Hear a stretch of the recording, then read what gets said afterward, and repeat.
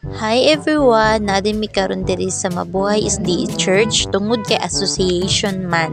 Isuro data mo diri karon sa mo ang tent area.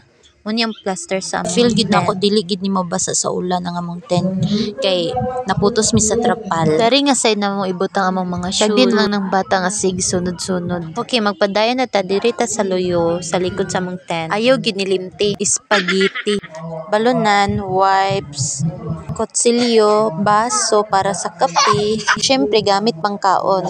Since man na ta sa likod, diri na ta sa sulod. Let's go! Nakahanay na diri ang akong mga gamit para nga dili na gid ko mapuliki og pangita. Diri ang Bible, hymnal, leksyon. Isitaon kay akong bibi og kanta-kanta. Okay, balik ta sa ato ang pagbalay-balay. Mao ni ang sulod sa among tent. Syempre, diri ko matulog. Ay, social na ako nuhay ko'y tuluganan.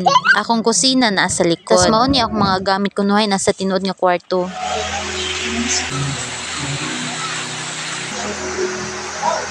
Hastang kusuga jud sa ulan.